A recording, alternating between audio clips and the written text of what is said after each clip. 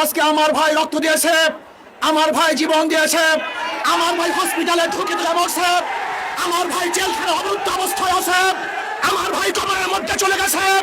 ওদের বিচার না করা পর্যন্ত রাজপথ ছাড়বে ইনশাআল্লাহ। আমার খুনি হাসিনার সাথে কোনো সমঝোতা নাই, কোনো বৈঠক নাই, শুধু পথ এবং মাঠ একটাই, ওই বিচার থেকে রাজপথ ছাড়বো না আমরা ইনশাআল্লাহ। ভাই আমার, শেখ হাসিনা আমাদের রক্ত নিয়েছে, আমাদের জীবন নিয়ে সিনেমা খেলছে। আমি প্রশাসনের ভাই থেকে বলতে চাই, আমি আর্মি থেকে বলতে চাই, পুলিশ থেকে বলতে চাই, জনগণের টাকায় বুলেট যেন জনগণের বুকে বিদ্ধ না হয়। আপনারা জনগণের পাশে থাকবেন। ইসলামী আন্দোলন বাংলাদেশ পেশার চরমনাই প্রথম থেকে ছিল, আছে, থাকবে ইনশাআল্লাহ। যতদিন পর্যন্ত শেখ হাসিনার পদত্যাগ না হবে ততদিন পর্যন্ত রাজপথ ছাড়বে ইনশাআল্লাহ।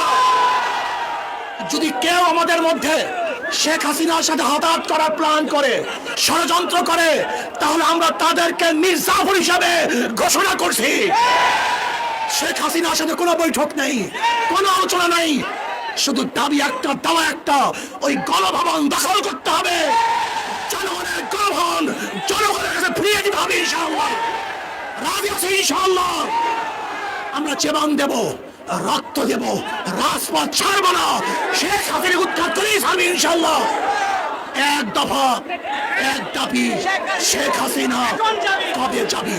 এক দফা, এক দাবি, শেখ হাসিনা কবে যাবি? শেখ হাসিনা এখন যাবি। এক দফা, এক দাবি, ইনশাআল্লাহ। আন্দোলন চলছে, চলবে, চলতে থাকবে।